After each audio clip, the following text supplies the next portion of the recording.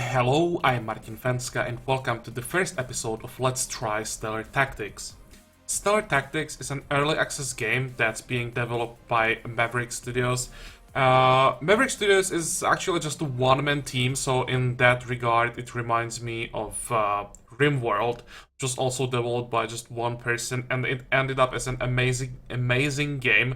Stellar Tactics also has awesome potential, so hopefully it will follow in RimWorld's footsteps and also end up as an amazing game, even though it's a very different genre. So what is Stellar Tactics? Well, I'd say that it's basically like two games in one. One part is quite a normal RPG with turn-based combat. When you think about like Fallout 1 or 2, it's quite similar to that. And the second part, well, let's say you are done exploring a dungeon somewhere on a planet or some old research station. Once you are done, you can jump into your spaceship and fly into space, where you can visit space stations, sell the loot that you got, and that's the second part. All this space stuff, space combat, space exploration, mining of minerals and metals in asteroids, all that kind of stuff. You are not even limited to just one ship. You can buy more ships, you can have a whole fleet. You can hire people because you are not exploring planets alone. So when you are on space stations, you can hire mercenaries that will join your team. And I think in the end you can even own your space station, though I'm not sure about that. And you can have like your own fleet of ships and like a small empire that covers like multiple systems. The game is huge. The universe consists of like 10,000 sectors, and from what I've read in descriptions, thousands of star systems, millions of planets, so you can really do whatever you want and you have a lot of room to do it. So as I said, the game has a huge potential, but it's quite early in the development, so there's still some features that are not in the game that I talked about. We won't see all of that, but I wanted to do this Let's Try for quite a while. I was waiting for the addition of space combat that is now in the game. So let's see how it looks. I played the game only for a few hours, so we'll be basically exploring it together. I know some basics that will happen in the game, but I definitely don't know everything, and I didn't even try the space combat yet. So as I said, we'll be exploring the game together basically. Let's go into a new game. Or maybe one more thing, this is the first episode, and usually when I'm doing a let's play or let's try, the first episode is just an introduction, creation of characters, and maybe explaining some basics. So if you already know the game, you played the game, I don't think there'll be too much for you to see. We'll basically start playing in the next episode. Okay, now we can jump into the new game. Oh, there is one problem in the game. It's being improved, but it's still not perfect. It's a loading time. Sometimes things take a while to load. So I apologize for that. If it's really bad, I can edit the video, but we'll see. I also myself want to see how much it's been improved since the last time I played. First thing, we need to create a universe, so let's use something simple like 8 times 1. And our two options are create your main character and start on the Dauntless, and then we continue with this character, or we skip the Dauntless. The game has a storyline, and the storyline starts on the ship Dauntless, where we will read the story. And if I was playing off camera, I would skip it. I've already seen the Dauntless, but it's pretty good. And for those of you guys who don't know anything about the game, you really should, or we really should play the Dauntless. And well, it's quite a long and decent quest line, so why not? It's actually fun, and I don't replaying it again. Now we can generate the universe, so let's see how long this is gonna take. Yeah, I don't think it's going to take a few minutes, but it may take a while. And here all the sectors are being generated. As I said, the game has 10,000 sectors, so we will have to wait until the number reaches 10,000. It's definitely faster than what I remember. I'm not sure if this can be sped up. The sectors have to be generated, so maybe when you're starting a new game, you'll see this every time, but it's not like this when you're loading the game, of course. It's just the very first time you are creating the universe. Okay, 6,000. Come on.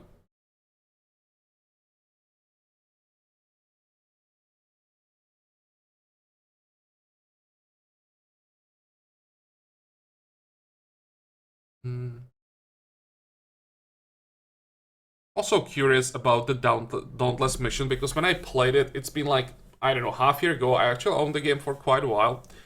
And there were some changes, because back when I played it, it was quite long and on a large map, so you spend a lot of time running in between locations where there wasn't anything interesting. Now, it should be smaller, so more action, less running around. Hopefully it's like that. Now, our main character. I think I want to be a guy. Let's see it. Ah, shiny new armor. They never stood a chance. That's horrible. It's unlike anywhere I've ever been. Need to save room. Okay, that's better. And I think I'll increase the volume a little bit once we get into the game. Face. What can we take? This guy looks okay. Like he seen some combat, and he'll see a lot more. Maybe a mad scientist. I think I like this guy. Okay. How does the game work when it comes to the character development? We are investing into basic stats: strength, agility, dexterity, endurance, charisma, perception, and intelligence. Each of these affects different skills, and the skills are increasing when we are using them. So in that regard, it's similar to, like, let's say Skyrim. If you want to increase a skill, you just keep using it, and it will go up slowly every time you reach a certain threshold. Can we see it now? No, we can't, but later we will be able to see it in game when we reach 20, 40, 60, etc. Points in a skill. We reach like a threshold, and we'll be able to add something, like some extra effect for the skill, like that it, for example, shotguns do, I think, AoE damage. When you attack like a group of enemies, it doesn't hit only one target, and each skill has a different effects every time it reaches the threshold. So there is quite a lot of customization, even though it may not seem that way from this screen. You can really specialize each character very differently. Now, from what I know from those few hours that I have in the game, rifles are usually pretty good, and I think I will go with that for my main character. Later we will get some mercenaries that will be fighting with us, so I think I add something like one guy with big guns, one with pistols or SMGs, and the last one, we'll see about that. When we check the stats, strength is needed for melee weapons, one-handed, two-handed, but we slightly to our maximum hit points. Heavy weapons require a minimum level of strength. Well, nothing about rifles from strength, so I think we'll pass on that. Agility defines your ability to use melee weapons. It affects one-hand, two-hand, hand-to-hand combat.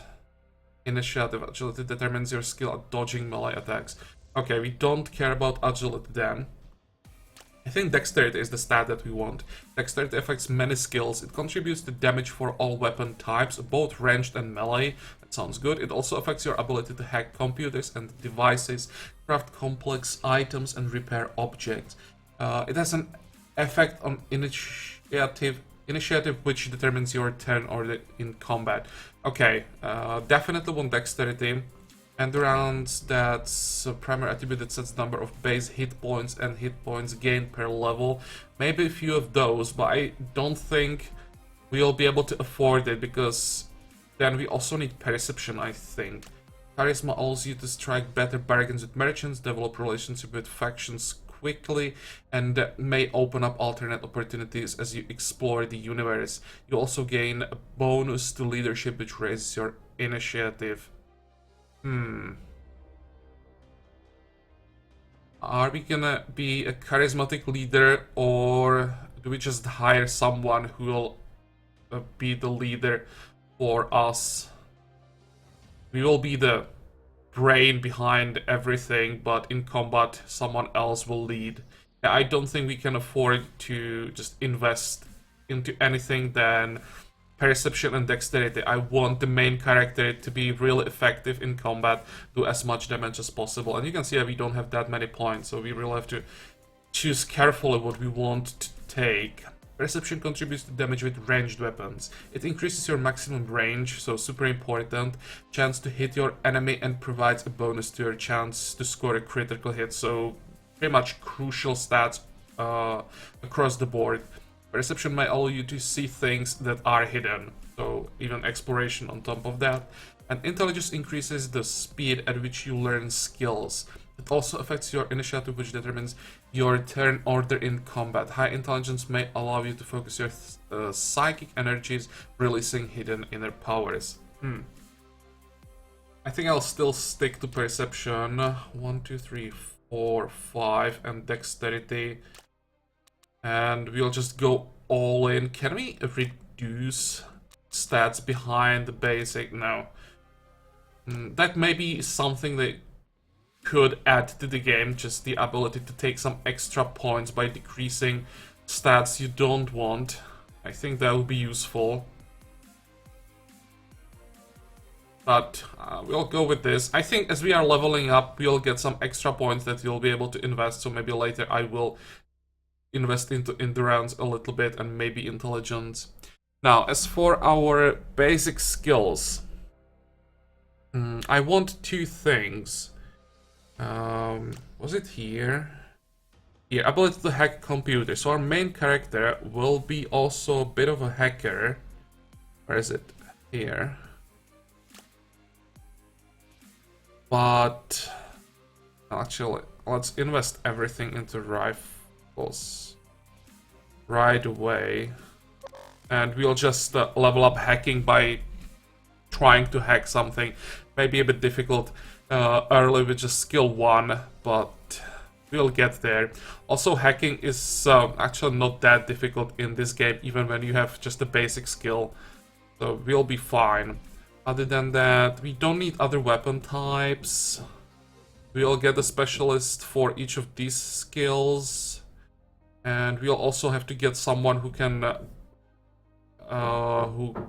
pilot the ship.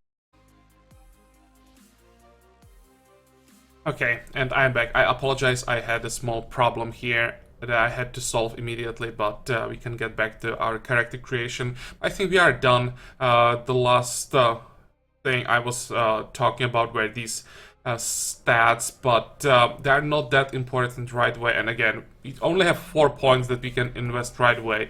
So here I always go for our main combat skill, and the rest we'll just develop as we keep using the skills. What else do we need? Why can't we start the game yet? I had to forget about something. Oh, enter character name. That's what I forgot. And I will use Acredon as usual, my nickname. There has to be something else. 7 point across your base stats. We did that. Return to main menu. No, I don't want to do that. Oh, wait. No, I was wrong. We have 4 skill points for each group. Perfect, so we can invest into hacking. I was wrong. Good. Well, that's nice. But oh, now I got it. So the blue skills, that's 4 points, and the yellow and red have together 4 points. Yeah, I think I want to invest everything into hacking.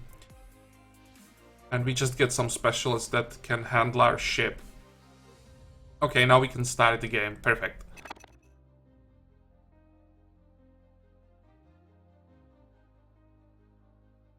I have to say, so far it looks much better than what it used to be. It's still not like super fast, but it used to be like, I don't know, minute and a half, maybe 2 minutes for every loading screen before. Now it was what, 30 seconds? Oh, we are not in the game yet, but let's see. Yeah, that looks much better.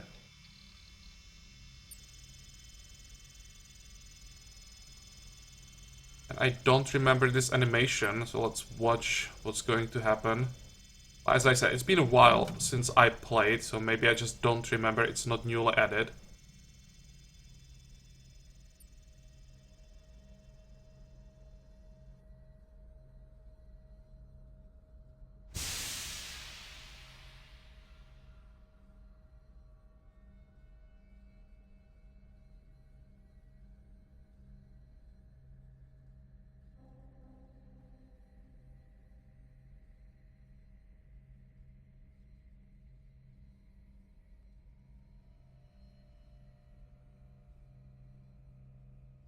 I think loading again. No, here we are. Yeah, I have the tutorial turned on for both you guys and me as well. I will quickly always go through the tutorial tips again. As I said, it's been a while since I played the game, and I probably forget some things. Welcome to Starter Tactics. This is a brief tutorial. Disable tutorials. Yeah, maybe you can do that later. Okay.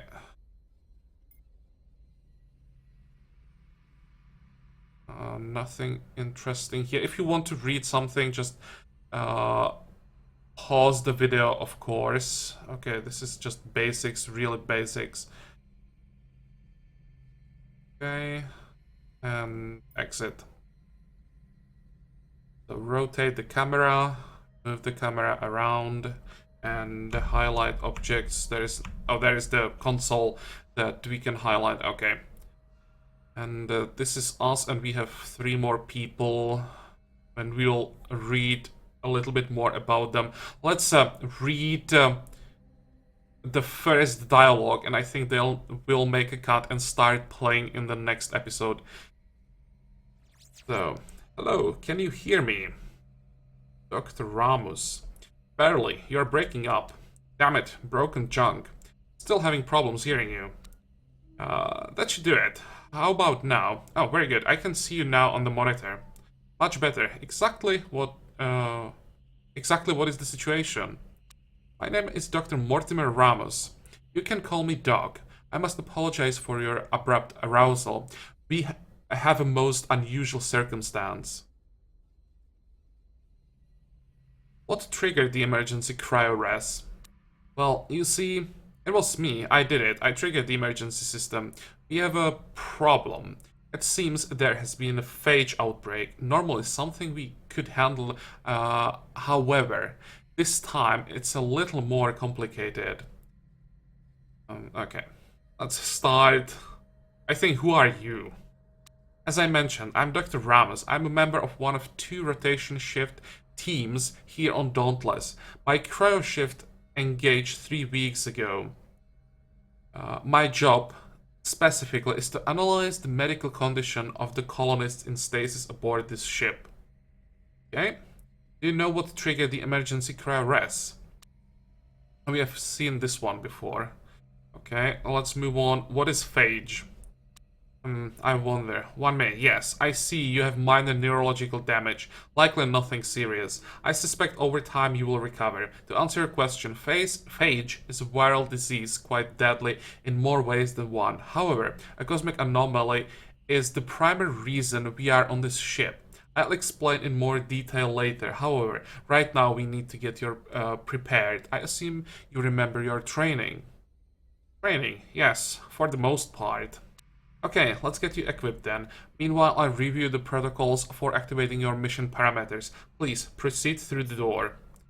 Well, that was shorter than I expected, but I think once we get behind the door...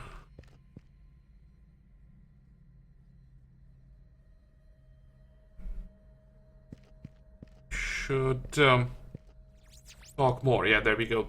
Great, it looks like you can follow instructions. If the manual is correct, the lockers in this room contain your weapons and body armor, along with a few bits and bobs. Let's see. Okay, the protocol documented here states that you should equip yourself. Got it. Let's get cracking. Time is of the essence. I'm reading through the mission protocol now, and I should be able to brief you momentarily. Well, let's grab some equipment. Fantastic. You look ready for business. Oh, we were geared up automatically. Well, if you don't have to waste time. Let me activate your data implants. This will only take a moment. What data implants? A good question. The manual says the team has had implants surgically applied. These implants receive and transmit data between squad members. The information is projected onto the ocular array, providing squad members with superior battlefield intelligence, communication, and rapid access to reference information. Data stored includes an active tally of on-hand equipment, mission parameters, blah blah blah. Yeah, roger that.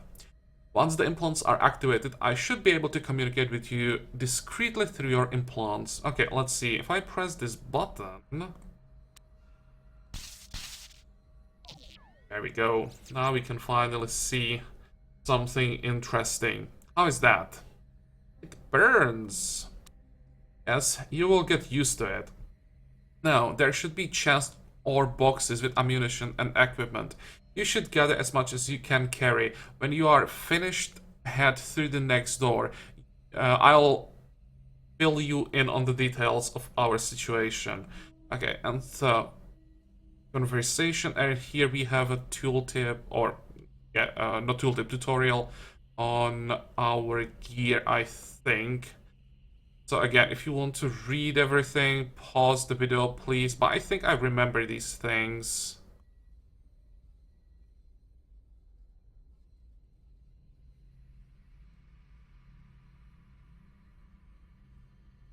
Okay, all of this should be pretty basic, so let's get out of here. And let's check the inventory. So this is our main character. What do we have? We have a rifle. And I want to see a character screen for everyone. We know about our main character, and here you can see thresholds. Every time we reach one of these, you'll be able to add something to the ability. And each ability has different ones, and we won't see them until we actually reach the threshold always. Also, our members of the team have level ups. This tiny plus sign means they can level up, and we can specialize them in their task. This one is already specialized in first aid and SMGs, so I will assign these points accordingly, probably off camera. Here we have a specialist in two-hand melee combat, so you'll probably need like strength and endurance. Again, I'll do that off camera. And the last one, so we have two melee characters. I was hoping that we would get someone with like heavy weapons, but we won't have these guys until the end of the game. I won't talk about it, it's part of the story, but not getting what we wanted here is not the end of the world. Okay, so we know basics about our characters, and here are our actions that we have available, details. This is like shield, hit points. I'm not sure about the SP. I guess you'll figure out later. Equip weapon, reload. This one is switch weapon. Here we have different types of grenades that we can switch here, and different types of medkits that we can switch from this window. Okay, escape. And I think I'll make a cut here. As I said, I'll just have some points to assign off camera, and we'll continue with this Let's Try series in the next episode, when we will find out more about this phage that we have on the ship. And also, we'll probably finally really get into the game and start fighting, or at least talking to people. So, this will be all for the first episode. I hope that you liked it. I hope that you're gonna join me for the next one again. And until then, have a good time. Bye bye.